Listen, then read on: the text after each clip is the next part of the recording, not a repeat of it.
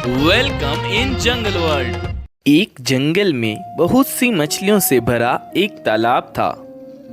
एक बगुला वहां प्रतिदिन मछलियों को खाने के लिए आता था, किंतु बूढ़ा होने के कारण मछलियों को पकड़ नहीं पा रहा था। इस तरह भूख से व्याकुल बगुला अपने बुढ़ापे पर रो रहा था कि एक केकड़ा उधर आया। उसने बगुले को निरंतर आंसू बहाते हुए देखा तो कहा, मामा, आज तुम पहले की तरह भोजन का आनंद नहीं ले रहे और आंखों में आंसू लिए बैठे हो। इसका क्या कारण है? तब बगुले ने इसका जवाब देते हुए कहा, मित्र, तुम ठीक कहते हो। मुझे मछलियों को भोजन बनाने से विरक्ति हो चुकी है। आजकल अनशन कर रहा हूँ, इसी से मैं पास आई मछलियों को भी नहीं पकड़ता। केकड़े ने यह सुनकर पूछा, मामा, आखिर इस वैराग्य का कारण क्या है? मित्र, बात यह है कि मैंने इस तालाब में जन्म लिया है। बचपन से यही रहा हूँ और यही मेरी उम्र गुजरी है। इस तालाब और तालाब वासियों से मेरा अत्यंत प्रेम है, किंतु मैंने सुना है कि अब भारी अकाल पड़ने वाला है। लगभग 12 वर्षों तक कहीं भी वर्षा नहीं होगी। आपने यह किससे सुना है? यह मैंने एक ज्योतिषी से सुना है। यह शनिचर जब शक्टाकर रोहिणी तारामंडल को खंडित करके शुक्र के साथ एक राशि में जाएगा, तब 12 वर्ष तक वर्षा नहीं होगी। पृथ्वी पर पाप फैल जाएगा। माता पिता अपनी संतान का भक्षण करने लगेंगे। इस तालाब में पहले ही पानी कम है, यह बहुत जल्दी सूख जाएगा।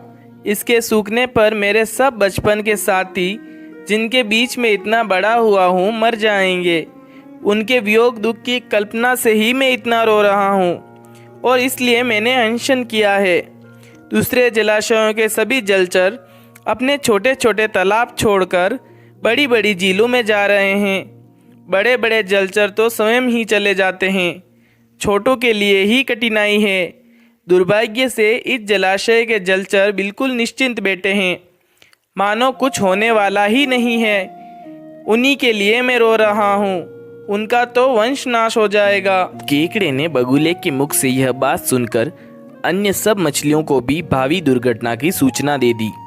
सूचना पाकर जलाशय के सभी जलचर जैसे मछलियाँ, कछुए आदि ने बगुले को घेरकर पूछना शुरू कर दिया, मामा, क्या किसी उपाय से हमारी रक्षा हो सकती है?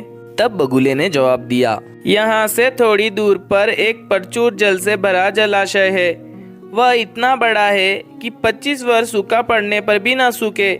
यदि तुम मेरी पीठ पर चढ़ जाओगे तो तुम्हें वहाँ ले चलूँगा। यह सुनकर सभी मछलियों, कछुओं और अन्य जल जीवों ने बगुले को भाई, मामा, चाचा पुकारते हुए चारों ओर से घेर लिया और चिल्लाना शुरू कर दिया, पहले मुझे, पहले मुझे। वह दुष्ट भी सबको बारी बारी अपनी पीठ पर बिठाकर जलाशय से कुछ दूर ले जाता और वहां एक पत्थर पर उन्हें पटक पटक कर मार देता। दूसरे दिन उन्हें खाकर वह फिर जलाशय आ जाता और नए शिकार ले जाता। कुछ दिन बाद केकड़े ने बगुले से कहा, मामा, मेरी तुमसे पहले पहल भेंट हुई थी, फिर भी आज तक तुम मुझे नहीं ले गए। अब पराये सभी नए जलाशय तक पहुंच चुके हैं, आज मेरा भी उद्धार कर दो। केकड़े की बात सुनकर बगुले ने सोचा, मछलियाँ खाते खाते मेरा भी मन उब गया है। केकड़े का मांस चटनी का काम कर देगा। आज इसका ही आहार करूँगा।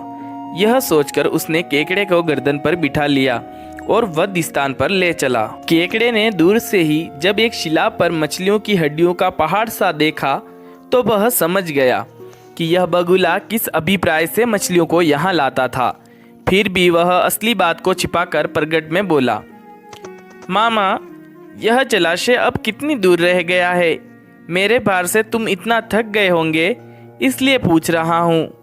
बगुले ने सोचा, अब इसे सच्ची बात कह देने में कोई भी हानि नहीं है, इसलिए वह बोला, केकड़े साहब, दूसरे जलाशय की बात अब भूल जाओ। यह तो मेरी भोजन यात्रा चल रही थी, अब तेरा भी काल आ गया है। अंतिम समय में देवता को याद कर ले।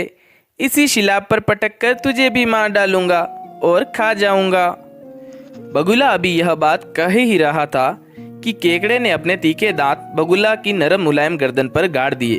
बगुला वहीं मर गया, उसकी गर्दन कट गई। केकड़ा मृत बगुले की गर्दन को लेकर धीरे धीरे अपने पुराने जलाशय पर ही आ गया। उसे देखकर उसके भाई बंधु ने उससे घेर लिया और पूछने लगा, क्या बात है, आज मामा नहीं आए? हम सब उनके साथ नए जलाशय पर जाने के लिए तैयार बैठे हैं। तब केकड़े ने हंसकर उत्तर देते हुए कहा, अरे मूर्खों, उस बगुले ने सभी मछलियों को यहाँ से ले जाकर एक शिला पर पटक कर मार दिया है। यह कहकर उसने अपने पास से बगुले की कटी हुई गर्दन दिखाई और कहा, अब चिंता की कोई बात नहीं है, तुम सब यहाँ आनंद से रहोगे। तो दोस्तों, आपको यह कहानी कैसी लगी कमेंट करके जरूर बताएं। अगर कहानी पसंद आई है तो इसे एक लाइक जरूर दें और चैनल को सब्सक्राइब कर लें ताकि आगे आने वाली कोई भी कहानी मिस न हो।